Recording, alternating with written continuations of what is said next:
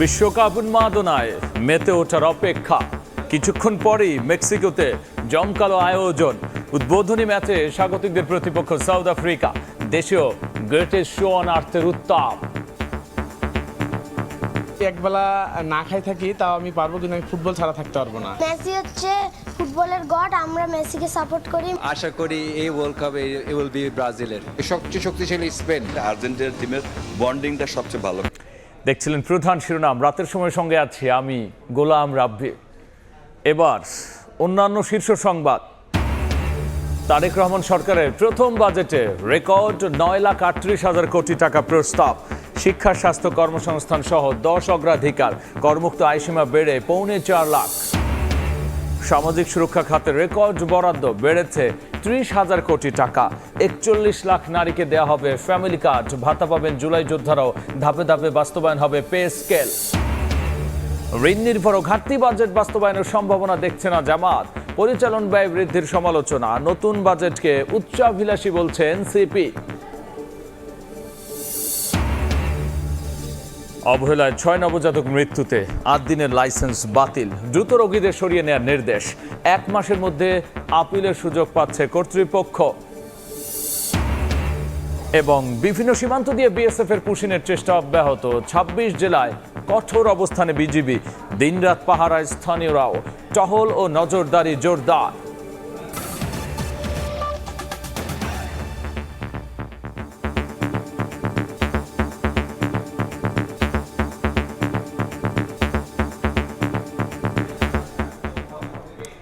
শুরুতেই জানাবো ফিফা বিশ্বকাপের খবর।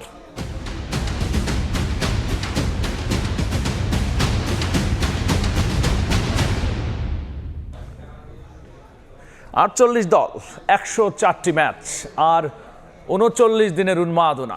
চলে এলো the greatest show on earth. আর এমন আয়োজনের আগে পৃথিবী সাক্ষী হতে চলেছে দারুণ এক উদ্বোধনী আয়োজনের। সেই অনুষ্ঠান থেকে শুরু করে বিশ্বকাপের সব ম্যাচ আর ম্যাচ পরবর্তী নানা আয়োজন, সব কিছু সরাসরি সম্প্রচার করবে সময় সংবাদ।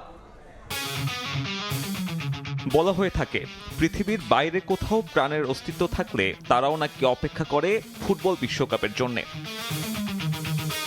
একটা টুর্নামেন্ট যা শুধু ফুটবলে সীমাবদ্ধ নয়, গোটা বিশ্বকে একই সুতোয় গাঁথার অপেক্ষা। যে বিশ্বকাপ যুদ্ধ থামায়, এই 40 দিনে কমে যায় অপরাধের হার। সেই অপেক্ষার শেষ চলে এলো দ্য গ্রেটেস্ট শো অন আর্থ। উদ্বোধনী জমকালো আয়োজন মেক্সিকোর তাদিও আজতেকা স্টেডিয়ামে, যেখানে প্রাধান্য পাবে আয়োজক দেশের শিল্প আর সংস্কৃতি। মূল ম্যাচের 90 মিনিট আগে শুরু হবে আয়োজন। বাংলাদেশ সময় রাত 11:30। সরাসরি সম্প্রচার করবে সময় সংবাদ। অনুষ্ঠানের শুরু হবে মেক্সিকোর আদিবাসী শিল্পীদের মাধ্যমে। তুলে ধরা হবে দেশটার 13,000 বছরের পুরনো সংস্কৃতির কিছু অংশ। এরপরেই মঞ্চে উঠবেন শাকিরা, বিশ্বকাপের সঙ্গে যার সম্পর্কটা নতুন নয়। সঙ্গে থাকবেন বার্না বয়, নাইজেরিয়ান শিল্পীকে নিয়ে পারফর্ম করবেন এবারের বিশ্বকাপ থিম সং দাই দাই। ইতালিয়ান প্রবাদ, যার মানে চলো যাই, যে গানের পেছনে অবশ্য আছে মহৎ এক উদ্দেশ্য। ফিফা গ্লোবাল সিটিজেন এডুকেশন ফান্ডের জন্য 100 মিলিয়ন মার্কিন ডলার তোলার লক্ষ্য। এছাড়াও স্তাদিও আজতেকায় দর্শকদের মাতাবেন এক ঝাঁক লোকাল তারকা। থাকছেন আলেহান্দ্রো ফার্নান্দেস, বেলিন্দা কিংবা টায়লার মতো বিখ্যাত সব নাম। এই ভেন্যু ছাড়াও ফ্যান জোনে উদ্বোধনী আয়োজন দেখার ব্যবস্থা করা হয়েছে। তবে দেশটায় চলমান আন্দোলনের কারণে সেসব আয়োজন এখনো অনিশ্চিত। সাব্বির মিথুন, সময় সংবাদ। এদিকে কোটি ভক্তের চোখ এখন উত্তর আমেরিকায়। তবে উদ্বোধনী রাতের সব আলো কেড়ে নিচ্ছে মেক্সিকোর ঐতিহাসিক এক ফুটবল দুর্গ, যেখানে 16 বছর আগের এক চেনা নস্টালজিয়া নিয়ে মুখোমুখি হচ্ছে স্বাগতিক মেক্সিকো ও সাউথ আফ্রিকা। ম্যাচটি শুরু রাত 1টায়।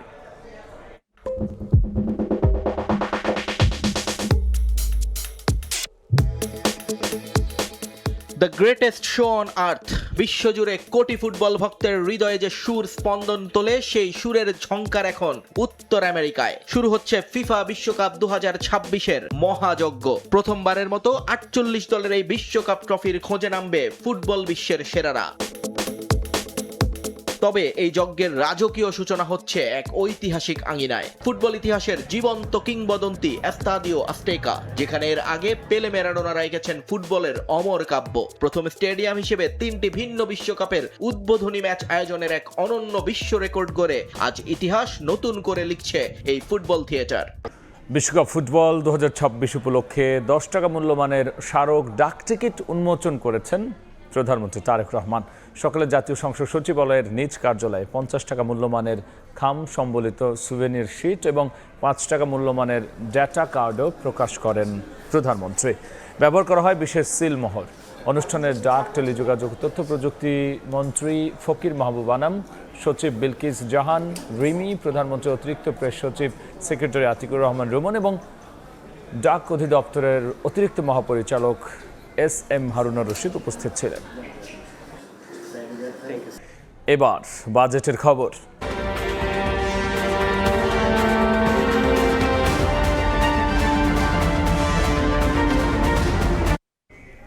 প্রায় 2 দশক পর রাষ্ট্র ক্ষমতা এসে 9,38,000 কোটি টাকার বাজেট পেশ করল বিএনপি সরকার। প্রস্তাবিত বাজেটে অগ্রাধিকারে সামাজিক সুরক্ষা, শিক্ষা, অর্থনীতির স্থিতিশীলতা সহ 10টি খাত, রাজস্ব আয়ের লক্ষ্য 6,95,000 কোটি টাকা। বাজেটে প্রায় 2.5 লাখ কোটি টাকার ঘাটতি পূরণে এবারও ব্যাংক ও বিদেশি ঋণ নির্ভরতা থাকছে। জিডিপির প্রবৃদ্ধি 6.5% আর মূল্যস্ফীতিকে 7.5 ভাগে নামিয়ে আনার লক্ষ্য সরকারের।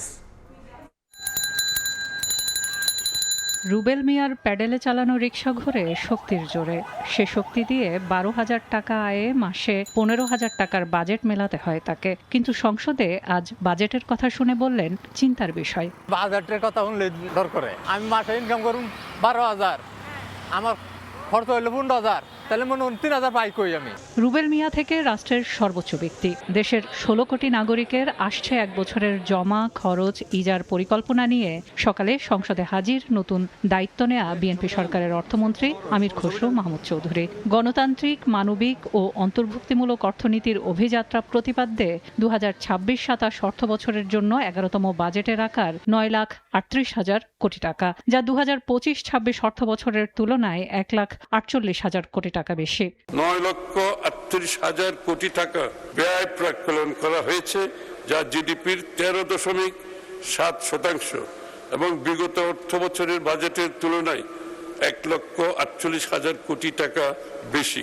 দেশজ উৎপাদনের লক্ষ্যমাত্রা 68,31,000 কোটি টাকা, অর্থাৎ জিডিপি প্রবৃদ্ধি 6.5%। মূল্যস্ফীতির লক্ষণরেখা 7.5% টেনে গুরুত্ব দেওয়া হয়েছে সরকারের ইশতেহার বাস্তবায়নকে। জীবনচক্র ভিত্তিক পদ্ধতিতে সুরক্ষার আওতায় আনা, যাতে দারিদ্র্য হ্রাস পায়, বৈষম্য কমে এবং অন্তর্ভুক্তিমূলক উন্নয়ন নিশ্চিত হয়। সর্বজনীন সামাজিক সুরক্ষা, আর্থিক খাতের স্থিতিশীলতা, জ্বালানি নিরাপত্তা সহ 10টি প্রধান খাত অগ্রাধিকারে থাকছে বাজেটে। 42.5 লক্ষ কৃষককে কৃষক কার্ড প্রদান করা হবে। এই কার্ডের মাধ্যমে ভূমিহীন ও প্রান্তিক কৃষকগণ প্রতি বছর একবার 2,500 টাকা করে নগদ সহায়তা পাবেন।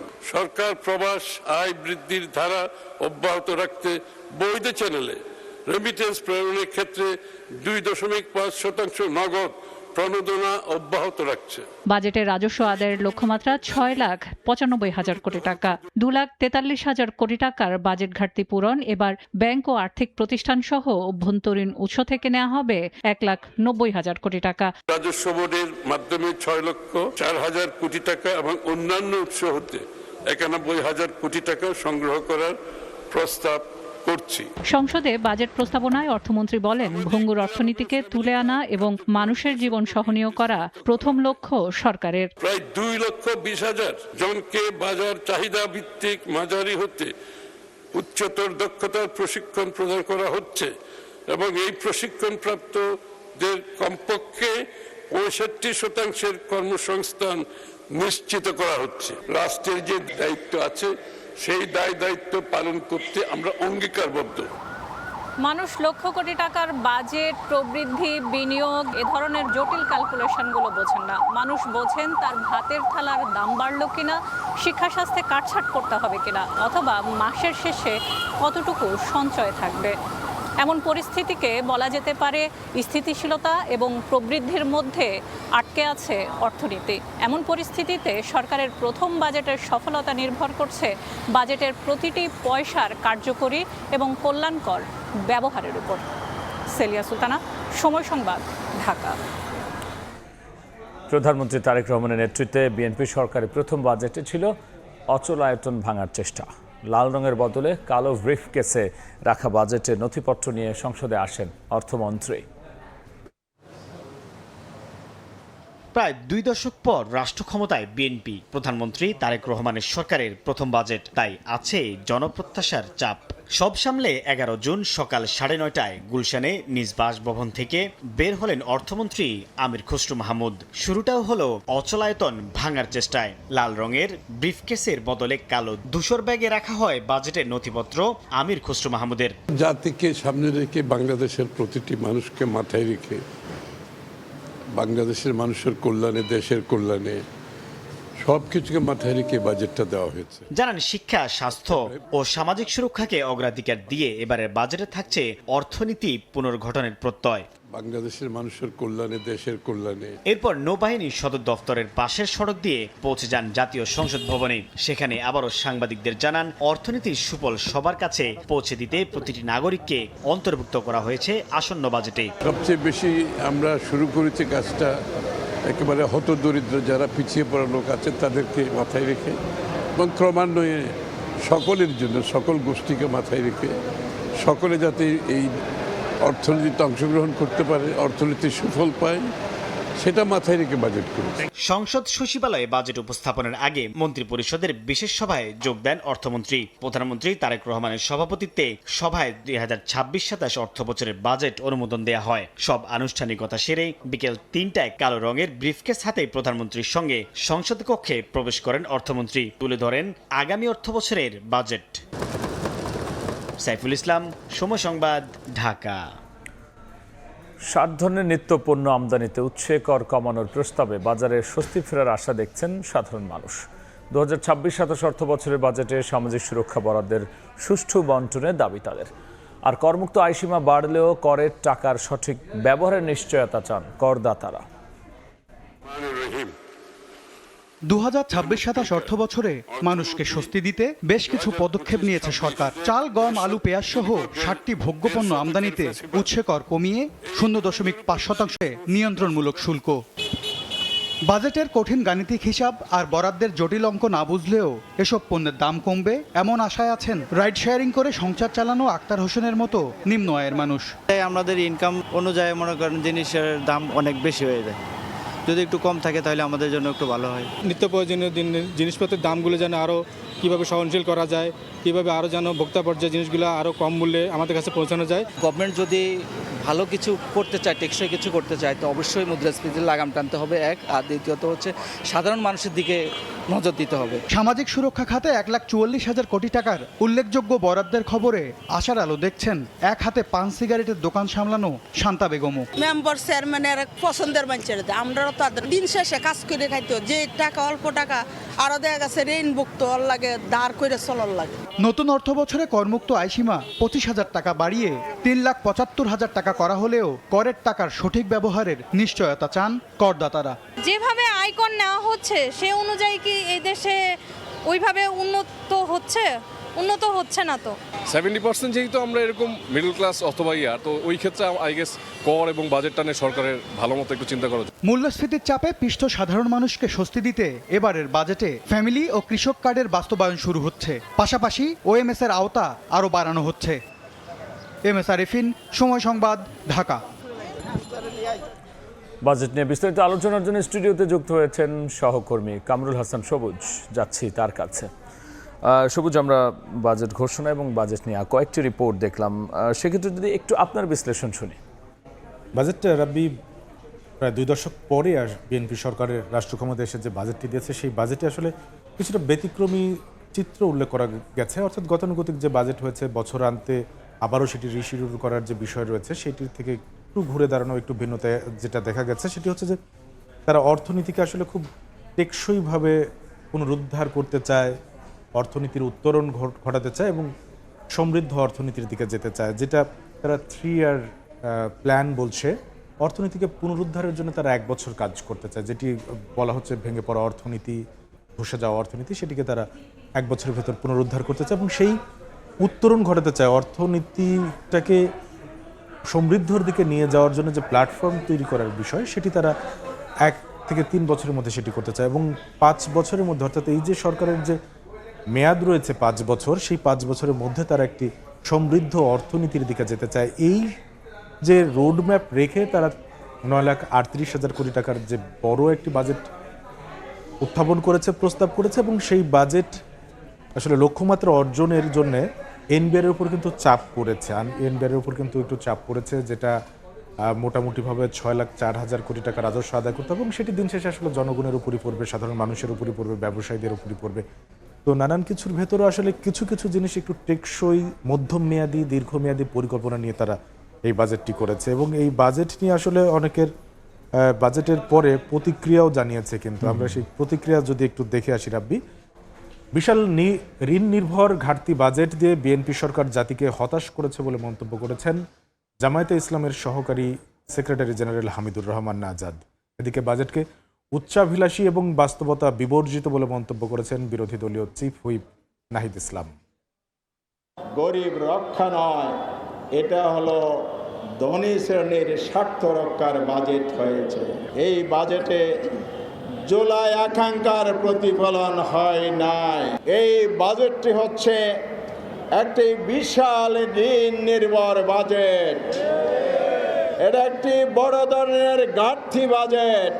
অবকাঠামোর দিক থেকে, প্রাতিষ্ঠানিক কাঠামোর দিক থেকে অত্যন্ত দুর্বল ভিত্তির উপর দাঁড়িয়ে এত বড় বাজেট বাস্তবায়ন কখনো সম্ভব নয়। বাজেটটাকে আমাদের মনে হয়েছে উচ্চাভিলাষী এবং বাস্তবতা বিবর্জিত। কারণ আপনি দেখবেন যে এই বাজেটের 9,38,000 কোটি টাকা তারা ব্যয় করবে এবং এই আয়টা তারা বলতেছে যে 6,95,000 কোটি টাকা তারা রাজস্ব লক্ষ্যমাত্রা নির্ধারণ করেছে। এই পরিমাণ রাজস্ব মানে আদায় করা সরকারের পক্ষে, এই প্রশাসন এবং কর কাঠামোর পক্ষে সম্ভব না। বাজেটের আকার নয়, বাস্তবায়নের বিষয়ে গুরুত্ব দিতে সরকারের প্রতি আহ্বান জানিয়েছেন অর্থনীতিবিদ ডক্টর দেবপ্রিয় ভট্টাচার্য। এদিকে সরকার পরিচালনার ব্যয় কমানো গেলে ঘাটতি বাজেট কমবে বলে মনে করেন অর্থনীতিবিদ আবু আহমেদ। বাজেট নিয়ে তাৎক্ষণিক প্রতিক্রিয়ায় একথা বলেন তারা। প্রস্তাবিত বাজেটে দেশীয় শিল্পে আগাম কর অব্যাহতি দেওয়ার সিদ্ধান্তকে স্বাগত জানিয়েছে Dhaka chamber of commerce and industry, DCCI. 21 বছর পর বিএনপি সরকারের প্রথম বাজেট, যা আকারে গড়ল দেশের রেকর্ড। জাতীয় সংসদে 2026-27 অর্থ বছরের 9,38,000 কোটি টাকার বাজেট পেশ করেন অর্থমন্ত্রী আমির খসরু মাহমুদ, যা জিডিপির 13.7% এবং বিগত অর্থ বছরের বাজেটের তুলনায় 1,48,000 কোটি টাকা বেশি। বাজেট ঘোষণার পর এর বাস্তবায়ন ও বিভিন্ন দিক নিয়ে কথা বলেন অর্থনীতিবিদরা। বাজেট কাঠামো বাস্তবায়নে যে আর্থিক ভিত্তিগত দুর্বলতা, তা মোকাবেলা করার পাশাপাশি সরকার পরিচালনায় ব্যয় কমানোর পরামর্শ তাদের। নীতি কাঠামো নিঃসন্দেহে খুবই শক্তিশালী। নীতি কাঠামোকে বাস্তবায়ন করার জন্য যে আর্থিক ভিত্তি, যে আর্থিক কাঠামো, সেটা অত্যন্ত দুর্বল, কারণ এটার জন্য প্রয়োজনীয় অর্থ নেই। শেষ বিচারে এই বাজেটের বাস্তবায়নটাই তো বড় বিষয় হয়ে দাঁড়াবে। সরকারের পরিচালনাগত ব্যয় সেটা যদি কমানো যায়, তখন ঘাটতি বাজেট অটোমেটিকলি কমবে। সুদের হার যদি কমিয়ে দেওয়া হয়, তাহলে কিন্তু আমি আশা করতেছি হয়তো 1 বছরের মধ্যে ওই প্রাইভেট সেক্টর জেগে উঠবে। যদি ক্যাপিটাল মার্কেট থেকে চাঙ্গা করা যায়, ব্রডবেস করা যায়, সেখান থেকে মানে লং টার্ম ক্যাপিটাল নেওয়া যাবে।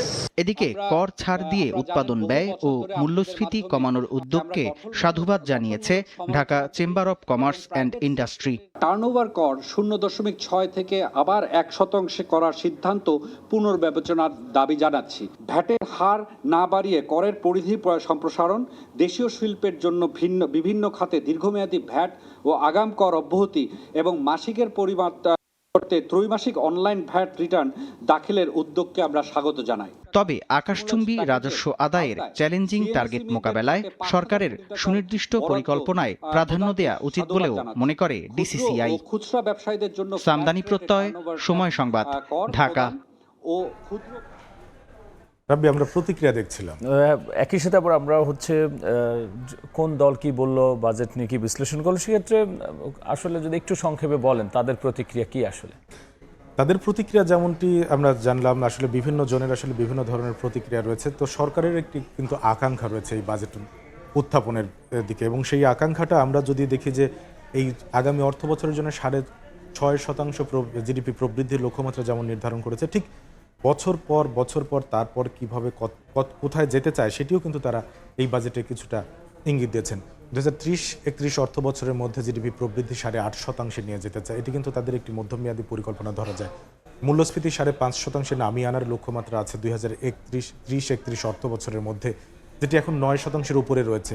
এফডিআই জিডিপির 2.7% নিয়ে যেতে চায়। এফডিআই আসলে আমাদের দেশের যে অর্থনীতি, সেই অর্থনীতিকে চাঙ্গা করার জন্য এফডিআই খুবই গুরুত্বপূর্ণ, এবং সেটিকে নিয়ে তারা কিন্তু এটি মধ্যমেয়াদী মোটামুটিভাবে একটা পরিকল্পনা বলা যায়। 2034 সালের মধ্যে $1 ট্রিলিয়ন অর্থনীতি, এটি আসলে খুব একটি আকাঙ্ক্ষার বিষয়, কারণ এই $1 ট্রিলিয়ন অর্থনীতি হলে বাংলাদেশ যে বদলে যাওয়া বাংলাদেশ, যেটি জনমানুষের যে আকাঙ্ক্ষা এবং উন্নত জীবনযাপনের যে একটি প্রত্যাশা, সেই প্রত্যাশা, এবং সেইটা করতে গেলে কিন্তু কর্মসংস্থান সৃষ্টি বলি, বিনিয়োগ বলি, সব কিছু মিলিয়ে মানুষের আয় যে পথ সম্প্রসারণ হবে সেটি কিন্তু, তো এই ধরনের সরকারের আকাঙ্ক্ষা কিন্তু এই বাজেটের মধ্যে দেখা গিয়েছে। রাব্বি, একই সাথে সবুজ, আমরা যদি একটু এই যে সরকারের আকাঙ্ক্ষার সাথে মিলিয়ে বলি যে সামাজিক নিরাপত্তা খাত, তারপর হচ্ছে গ্রাম শহরের মধ্যে পার্থক্য, এই জায়গাটা সরকার কিভাবে আসলে সমতা ভিত্তিক উন্নয়ন যদি বলে, এই সংক্রান্ত আমাদের একটি প্রতিবেদন আছে, প্রতিবেদনটি দেখে আসি। 2026-27 অর্থ বছরের বাজেটে রেকর্ড বরাদ্দ বেড়েছে সামাজিক সুরক্ষা খাতে। গেল বছরের তুলনায় প্রায় 30,000 কোটি টাকা বাড়িয়ে এবছর বরাদ্দ দেওয়া হচ্ছে 1,44,338 কোটি টাকা। ফ্যামিলি কার্ড প্রকল্পের আওতায় 41 লাখ নারীর জন্য বরাদ্দ 14,500 কোটি টাকা, আর 100 টাকা করে বাড়ছে প্রতিবন্ধী ভাতা। 65 বছরের বেশি বয়সীদের জন্য ট্রেন ভ্রমণ ফ্রি করেছে সরকার। নতুন সরকার, নতুন বাজেট, সামাজিক সুরক্ষা খাতে রেকর্ড বরাদ্দ। 2026-2027 অর্থ বছরের দেশের দরিদ্র, নিম্ন আয়ের ও সুবিধা বঞ্চিত মানুষকে সামাজিক সুরক্ষা বেষ্টনীর আওতায় আনতে প্রায় 30,000 কোটি টাকা বাড়ল সামাজিক সুরক্ষা খাতের বরাদ্দ। 2026-27 অর্থ বছরের জন্য এ খাতে দেওয়া হয়েছে 1,44,338 কোটি টাকা। সামাজিক নিরাপত্তা খাতে 26-27 অর্থ বছরে 1,44,338 কোটি টাকা বরাদ্দের প্রস্তাব করছে। বিএনপির নির্বাচনী অঙ্গীকার অনুযায়ী ফ্যামিলি কার্ড সহ এ খাতের আওতায় আসছে নতুন কয়েকটি কর্মসূচি। 2026-27 অর্থ বছরে সামাজিক সুরক্ষা খাতের আওতায় 41 লাখ নারীকে দেয়া হবে ফ্যামিলি কার্ড। ফ্যামিলি কার্ডের জন্য বরাদ্দ থাকছে 14,500 কোটি টাকা। মাসিক ভাতার পরিমাণ হবে 2,500 টাকা। সামাজিক সুরক্ষা ও নারীর অর্থনৈতিক ক্ষমতায়ন নিশ্চিতকল্পে আমাদের সরকারের সিগনেচার প্রোগ্রাম ফ্যামিলি কার্ড কর্মসূচি, এর মাধ্যমে পরিবারের প্রধান নারী ব্যক্তি মাসে 2,500 টাকা করে ভাতা পাবেন। এদিকে 100 টাকা বেড়ে প্রতিবন্ধী ভাতার পরিমাণ হচ্ছে 1,000 টাকা। 50 টাকা করে বাড়ছে বয়স্ক ও বিধবা ভাতার পরিমাণ। অপরিবর্তিত থাকছে মা ও শিশু সহায়তা ভাতা। 65 বছরের বেশি বয়সীদের জন্য ট্রেনে ভ্রমণ ফ্রি করছে সরকার। মেট্রো রেল ভাড়ায় ছাড় দেওয়া হবে 25%। বরাবরের মতোই সবচেয়ে বড় অংশ বরাদ্দ থাকছে সরকারি চাকরিজীবীদের অবসর ভাতার জন্য। তাই সরকারের রেকর্ড পরিমাণ বরাদ্দ বাড়ানোকে ইতিবাচক হিসেবে দেখলেও সুষম বন্টনের তাগিদ বিশেষজ্ঞদের। সামাজিক সুরক্ষা খাতে অনেকগুলো যে 95টি প্রোগ্রাম আছে, আবার নতুন নতুন যে কর্মসূচিগুলো সরকার নিতে যাচ্ছে, এইগুলো যাতে কোনো ওভারল্যাপিং না হয়, কারণ সরকারের আর্থিক বিষয়টাও দেখতে হবে। সামাজিক বৈষম্য হ্রাস এবং জীবনযাত্রার মান উন্নয়ন বিবেচনায় রেখে ভাতার পরিমাণ আরও বাড়ানোর পরামর্শ বিশেষজ্ঞের। জিনাতারা জশোয়া, সময় সংবাদ, ঢাকা। আমরা দেখছিলাম যে কল্যাণকর রাষ্ট্র গঠনের পথে সরকারের একটি পরিকল্পনার ছাপ রয়েছে এবারের বাজেটে। সেক্ষেত্রে কোন কোন জায়গায় আসলে গুরুত্ব দেওয়া হয়েছে? আমরা যদি আরেকবার দেখি যে আসলে সরকার যে অর্থনীতির গণতন্ত্রায়নের কথা বলছে, অর্থনীতির ইনক্লুসিভনেসের কথা বলছে, অর্থাৎ সামষ্টিকভাবে যে অন্তর্ভুক্তিমূলক অর্থনীতির কথা বলছে, সেখান থেকে দেখা যাচ্ছে যে সরকার ঋণ থেকে সরে আসলে বিনিয়োগ ভিত্তিক অর্থনীতি করতে চায়। আসলে বিদেশি বলি এবং অভ্যন্তরীণ বলি, আসলে ঋণ নির্ভর অর্থনীতি কখনো খুব বড় ধরনের সুফল কিন্তু দিতে পারে না রাব্বি। সেই জায়গা থেকে আসলে বিনিয়োগ ভিত্তিক অর্থনীতি গড়ে তুলতে চায়, এবং যে অর্থনীতিটা সাধারণভাবে মানুষের কর্মসংস্থান তৈরিতে ভূমিকা রাখে এবং আয় বৈষম্য কমাতে বিশেষ করে ভূমিকা রাখে, ক্রিয়েটিভ অর্থনীতিকে গুরুত্ব দেওয়া। অর্থাৎ এই যে আমাদের যে বাংলাদেশের যে ঐতিহ্য রয়েছে, সেই ঐতিহ্যকে সুন্দরভাবে উপস্থাপন করে সেটি দেশে এবং বিশ্ব দরবারে তুলে ধরার জন্য একটি ক্রিয়েটিভ অর্থনীতিকে সামনে নিয়ে এসেছে এবং এই কনসেপ্টটা মোটামুটিভাবে কিন্তু বলা যায় এবারের বাজেটে প্রথমবার, অর্থাৎ এই সরকারের কোনো সরকারের একটি প্রথমবারের একটি পদক্ষেপ ক্রিয়েটিভ অর্থনীতি। এবং এটার জন্য আসলে শিল্পকলা একাডেমি এবং শিশু একাডেমির ওই প্রাঙ্গণে কিন্তু একটি হাব তৈরি করা হবে। এক জেলা এক পণ্য, এটি যদি করা হয়, যেহেতু বাংলাদেশের প্রত্যেকটি জেলাতে আসলে হাইলাইট করার মতো পণ্য রয়েছে, সেটি কিন্তু বাজার পাবে। এবং একই সাথে কিন্তু এই যে কল্যাণকর রাষ্ট্রের কথা বলা হচ্ছে, সেখানে বড় ধরনের বাজেট, বড় আকারের রাজস্ব আহরণ, সেই জায়গার ভেতরেও যদি আমরা দেখি তাহলে কিন্তু দাম যে কমা বাড়া আসে, অর্থাৎ শুল্ক এবং কর আরোপের বিষয় আছে, সেই শুল্ক কর আরোপের বিষয়ের ভেতরেও কিন্তু আমরা এবার দেখেছি যে মোটামুটিভাবে বেশিরভাগ যেগুলো জনবান্ধব, জনগণের যেগুলো নিত্যপণ্য রয়েছে, সেখানে কিন্তু দাম কমানোর বিষয়টিকে বেশি গুরুত্ব দেওয়া হচ্ছে এবং এটিতে আসলে গণমানুষের বেশি নজর থাকে, জনগণ একটু স্বস্তিতে থাকে, সাধারণ মানুষ স্বস্তিতে থাকে, কারণ দীর্ঘদিন ধরে আসলে তারা উচ্চ মূল্যস্ফীতির চাপে রয়েছে। আমরা যদি দেখি মোটামুটিভাবে যেগুলো নিত্যপণ্য কিংবা সুস্বাস্থ্যের জন্য কিংবা অসুস্থতার জন্য দরকার হয়, সেগুলোর সাথে কিছুটা বিলাসী পণ্যের ক্ষেত্রেও কিন্তু তারা এই দাম কমানোর কিছুটা স্বস্তির খবর দিয়েছে। ঠিক একই সাথে কিন্তু দাম বাড়তে পারে, অবশ্যই রাজস্ব আদায় করার জন্য কিছু ক্ষেত্রে তাদেরকে কঠিন সিদ্ধান্ত নিতে হয়েছে। রাব্বি, সবুজ, অসংখ্য ধন্যবাদ আলোচনায় যুক্ত হওয়ার জন্য। ধন্যবাদ। বাজেটের বিস্তারিত নিয়ে আলোচনায় যুক্ত হয়েছিলেন সহকর্মী কামরুল হাসান সবুজ। এদিকে আগামী অর্থ বছরের বার্ষিক উন্নয়ন কর্মসূচি এডিপিতে ব্যয় নির্ধারণ করা হয়েছে 3 লাখ কোটি টাকা। এর মধ্যে সর্বোচ্চ 16.70% পরিবহন ও যোগাযোগ খাতে। একই সঙ্গে চলতি অর্থ বছরের চেয়ে বরাদ্দ বাড়ানো হয়েছে শিক্ষা, স্বাস্থ্য, বিদ্যুৎ ও জ্বালানি খাতে। বিস্তারিত শিমুল হোসেনের রিপোর্টে। অর্থনীতিকে টেকসই করার পাশাপাশি সমতাভিত্তিক যে উন্নয়ন দর্শনে আগামী অর্থবছরে জাতীয় বাজেট সাজিয়েছে সরকার, সেখানে বার্ষিক উন্নয়ন কর্মসূচি এডিপিতে বদলে গেছে খাতভিত্তিক অগ্রাধিকারের চিত্র। মোট 3 লাখ কোটি টাকার এডিপিতে এবারও সবচেয়ে বেশি 50,092 কোটি টাকা বরাদ্দ পেয়েছে পরিবহন ও যোগাযোগ খাত। যদিও চলতি অর্থবছরের তুলনায় কমেছে 8,881 কোটি টাকা। বরাদ্দ বৃদ্ধির হিসেবে সবচেয়ে বেশি বেড়েছে শিক্ষা খাতে। চলতি অর্থবছরে 28,557 কোটি টাকা থেকে বাড়িয়ে আগামী অর্থবছরে এ খাতে বরাদ্দ দেওয়া হয়েছে 47,591 কোটি টাকা। শিক্ষার মতোই নির্বাচনী ইস্তেহার বাস্তবায়নে স্বাস্থ্য খাতেও বড় পরিবর্তন এনেছে সরকার। চলতি অর্থবছরে যেখানে বরাদ্দ রয়েছে 18,148 কোটি টাকা, সেখানে আগামী অর্থবছরে দেয়া হয়েছে 35,535 কোটি টাকা। অর্থাৎ বছর ব্যবধানে স্বাস্থ্য খাতে বরাদ্দ বেড়েছে 17,387 কোটি টাকা। এডিপিতে বরাদ্দ হিসেবে চতুর্থ অবস্থানে রয়েছে বিদ্যুৎ ও জ্বালানি খাত। এ খাতে বরাদ্দ 229 কোটি টাকা বেড়ে হয়েছে 32,691 কোটি টাকা। চলতি অর্থ বছরের তুলনায় আগামী অর্থ বছরে 2,415 কোটি টাকা কমলেও এডিপিতে বরাদ্দের হিসেবে পঞ্চম অবস্থানে রয়েছে গৃহায়ন খাত। শিমুল হোসেন, সময় সংবাদ, ঢাকা। রাতের সময় আরও থাকছে। রামিসা ধর্ষণ হত্যা মামলায় হাইকোর্টে ডেথ রেফারেন্সের শুনানি রোববার। বিশেষ আইনজীবী প্যানেল নিয়োগ রাষ্ট্রপক্ষের। শুনানিতে অংশ নেবেন খোদ অ্যাটর্নি জেনারেল। অবহেলায় 6 নবজাতকের মৃত্যুর ঘটনায় রাজধানীর 8 দিন হাসপাতালের লাইসেন্স বাতিল করেছে সরকার। বিকেলে ব্রিফিংয়ে স্বাস্থ্য অধিদপ্তরের মহাপরিচালক জানিয়েছেন, আর কোনো ধরনের চিকিৎসা সেবা দেওয়ার সুযোগ নেই হাসপাতালটির। তবে সিদ্ধান্তের বিরুদ্ধে আগামী 30 দিনের মধ্যে আপিল করার সুযোগ পাবে হাসপাতাল কর্তৃপক্ষ। ঈদের ছুটিতে রাজধানীর মগবাজারে 8 দিন হাসপাতালে 4 ঘন্টার ব্যবধানে 6 নবজাতকের মর্মান্তিক মৃত্যু হয়। এ ঘটনায় নড়েচড়ে বসে স্বাস্থ্য অধিদপ্তর। 6 নবজাতকের অস্বাভাবিক মৃত্যুর ঘটনায় হাসপাতালটির লাইসেন্স বাতিল করেছে স্বাস্থ্য অধিদপ্তর। হাসপাতাল কর্তৃপক্ষের বিরুদ্ধে অবহেলার অভিযোগ প্রমাণিত হওয়ায় এই সিদ্ধান্ত নেওয়া হয়েছে বলে স্বাস্থ্য অধিদপ্তরের ব্রিফিংয়ে জানানো হয়।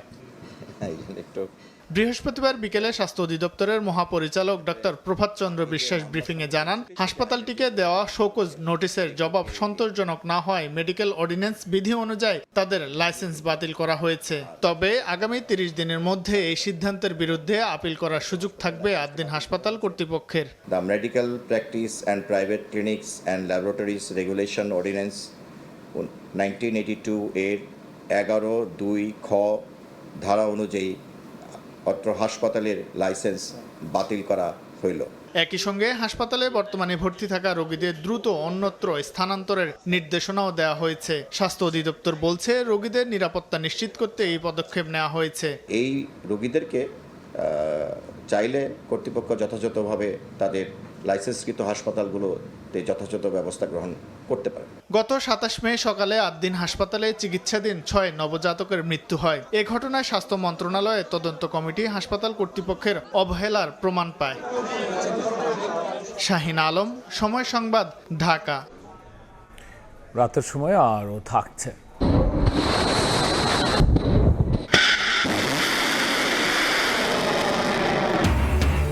ইরানের কয়েকটি শহরে যুক্তরাষ্ট্রের হামলা, রাতে কঠোর আক্রমণ চালিয়ে খার্গ দ্বীপ নিয়ন্ত্রণের হুমকি, কুয়েত ও বাহরাইনে মার্কিন স্থাপনায় আঘাত আইআরজিসির। এবার বাণিজ্যের সংবাদ।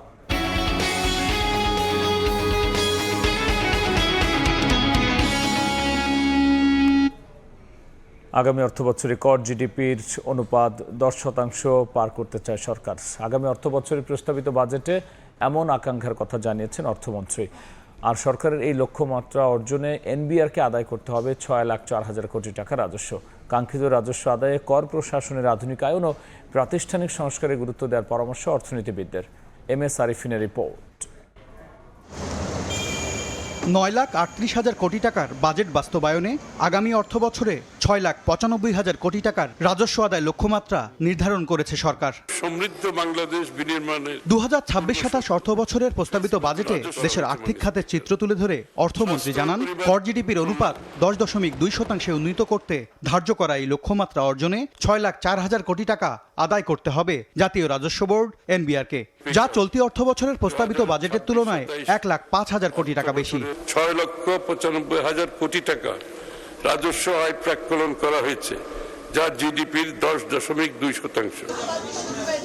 এনবিআর এর কাঁধে পড়া রাজস্বের খাতভিত্তিক বিভাজনে দেখা যাচ্ছে, সাধারণ মানুষকে চাপে ফেলা পরোক্ষ কর ভ্যাট থেকে আদায় করতে হবে সবচেয়ে বেশি 2,23,480 কোটি টাকা। চলতি অর্থবছর এ খাতে আদায়ের লক্ষ্যমাত্রা ছিল 1,84,630 কোটি টাকা। জাতীয় রাজস্ব বোর্ডের মাধ্যমে 6,04,000 কোটি টাকা এবং অন্যান্য উৎস হতে 91,000 কোটি টাকা সংগ্রহ করার প্রস্তাব করছি। রাজস্ব আদায় লক্ষ্যমাত্রা বেড়েছে আয়কর ও ভ্রমণ খাতেও। নতুন অর্থ বছরে এই খাত থেকে 37% বা 2,23,480 কোটি টাকা আয় করতে চায় এনবিআর। চলতি অর্থ বছরে যা ছিল 1,75,730 কোটি টাকা। সরকারের লক্ষ্য মধ্যমেয়াদে কর জিডিপি অনুপাত 10% করা এবং দীর্ঘমেয়াদে 2035 সালের মধ্যে 15% উন্নীত করা। আমদানি ও রপ্তানি খাতে শুল্ক বাবদ এনবিআরকে আদায় করতে হবে 1,57,000 কোটি টাকার বেশি। চলতি অর্থ বছরের তুলনায় লক্ষ্যমাত্রা বাড়ছে 27,300 কোটি টাকা। রাজস্ব আদায়ের লক্ষ্য পূরণের বিপরীতে করদাতাদের ওপর চাপ কমাতে কর প্রশাসনের আধুনিকায়নে জোর দিচ্ছেন অর্থনীতিবিদরা। সামগ্রিকভাবে আমাদের এনবিআরের যে কর আহরণের যে কৌশল, সেই কৌশলের অংশ হিসাবে এটাকে দেখতে হবে। এটা কেবলমাত্র যে আমার বড় ঘাটতি আছে, আমার এইবার বিরাট টার্গেট আছে, সুতরাং যারা আছে ট্যাক্স নেটের মধ্যে তাদের উপরে এটা আমরা বেশি বেশি হারে করলে আরও অনেক টাকা পাবো, এই দৃষ্টিভঙ্গি থেকে করলে এটা হয়তো সঠিক হবে না। মধ্যমেয়াদে কর জিডিপি অনুপাত 10% পার করে দীর্ঘমেয়াদে 2035 সালের মধ্যে তা 15% উন্নীত করার লক্ষ্য সরকারের। MS আরিফিন, সময় সংবাদ, ঢাকা। সীমান্তে বিজিবির কঠোর অবস্থানে ভারতের একের পর এক পুশিন চেষ্টা ব্যর্থ হচ্ছে। কাঁটাতারের বেড়া ঘেঁষে বাড়ানো হয়েছে কড়া নজরদারি। দিনরাত চলছে মাইকিং, অনুপ্রবেশ ঠেকাতে সতর্ক পাহারায় আছেন স্থানীয়রাও। সাবধান, পুশ ইন বা অবৈধ অনুপ্রবেশ রোধে বিজিবি সর্বদা সতর্ক অবস্থানে রয়েছে। বিএসএফকে মাইকিং করে বিজিবির সতর্ক বার্তা। পুশিন ঠেকাতে সীমান্তে রাত দিন কঠোর নজরদারি তাদের। কয়েকদিনের টানা উত্তেজনার পর বৃহস্পতিবার অনেকটা স্বাভাবিক ছিল সীমান্ত পরিস্থিতি। ভারতীয়দের বাংলাদেশে ঠেলে পাঠানোর কোনো ঘটনা ঘটেনি। সীমান্তে বিজিবির পাশাপাশি অবস্থান নিয়েছেন স্থানীয়রাও। এখানে যেন পুশিং না হয়, এই জন্য আমরা রাত্রে একটু কিবা করে থাকি আর কি। ইন্ডিয়ার পুশিং এর জন্য বিজিবি ভালোভাবে ডিউটি করতেছে। আমরা সর্বদা তাদের সাথে আছি 24 ঘন্টা। আমরা এলাকার লোক তাদেরকে সহযোগিতা করতেছি, যে কোনো দেখলে বিজিবিদেরকে বলতেছি। সীমান্তে বিএসএফ পুশিং করার অপচেষ্টা করছে। সেটা আমরা প্রতিহত করার চেষ্টা করছি। এদিকে বেনাপোল সীমান্তেও সতর্ক অবস্থানে রয়েছে বিজিবি। পুশিন ঠেকাতে মোতায়েন করা হয়েছে অতিরিক্ত সদস্য। তার কাটা ভিতর থেকে গেট খুলে দিয়েছিল, তারপর বিজিবি অথবা পাবলিক থেকে এটা রুখে দিয়েছিল। রুখে দেওয়ার পরে তারা ওইটা ব্যাগ নিয়ে গেছে। এদিকে জামালপুরে বুধবার একজনকে পুশিনের ঘটনায় বিজিবি ও বিএসএফ এর বাগবিতণ্ডার পর যষ্টিচন্দ্র বর্মন নামে ওই ব্যক্তিকে বক্সিগঞ্জ থানায় হস্তান্তর করে বিজিবি। ওমর ফারুক, সময় সংবাদ। দেখছেন রাতের সময়। রোববার থেকে হাইকোর্টের বিশেষ বেঞ্চে শুরু হচ্ছে নারী ও শিশু নির্যাতন মামলার বিচারিক কার্যক্রম। অ্যাটর্নি জেনারেল জানিয়েছেন, রামিসের ধর্ষণ হত্যা মামলাটি পরিচালনায় গঠন করা হয়েছে রাষ্ট্রপক্ষের বিশেষ আইনজীবী প্যানেল। রাষ্ট্রের সর্বোচ্চ আইন কর্মকর্তা দাবি, বিশেষ বেঞ্চে অগ্রাধিকার পাবে নারী শিশু নির্যাতন মামলার ফাঁসির আদেশ এবং এই সংক্রান্ত আপিল শুনানি।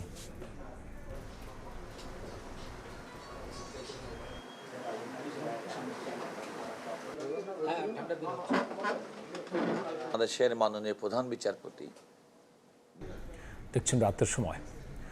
আজ রাতে ইরানের ওপর কঠোর আঘাত হানা হবে বলে হুঁশিয়ারি দিয়েছে যুক্তরাষ্ট্র। একই সঙ্গে খর্গ দ্বীপ সহ ইরানের গুরুত্বপূর্ণ জ্বালানি অবকাঠামো নিয়ন্ত্রণে নেওয়ার হুমকি দিয়েছে ট্রাম্প। এর আগে বুধবার রাতেও তেহরানে হামলা চালায় ওয়াশিংটন। জবাবে কুয়েত, বাহরাইনে মার্কিন ঘাঁটিতে আঘাত এবং হরমুজে দুটি জাহাজে হামলার দাবি করেছে ইরান। একই সঙ্গে হরমুজ প্রণালী আবারও বন্ধের ঘোষণা দিয়েছে তেহরান।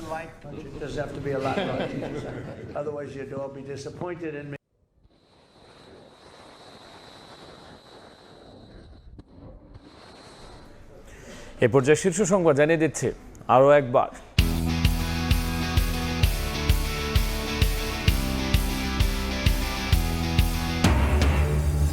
বিশ্বকাপে মেতে ওঠার অপেক্ষা, কিছুক্ষণ পরই মেক্সিকোতে জমকালো উদ্বোধন।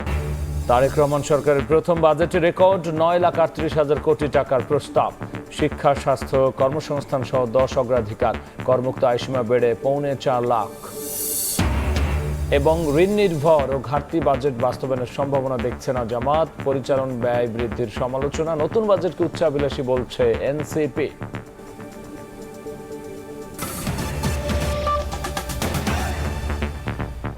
এই ছিল রাতের সময়। এরপর দেখবেন সম্পাদকীয়। দর্শক, বিশ্বকাপ ফুটবলের মহাযজ্ঞ সরাসরি সম্প্রচার করছে সময় টেলিভিশন। দেখতে চোখ রাখুন সময়ের পর্দায়।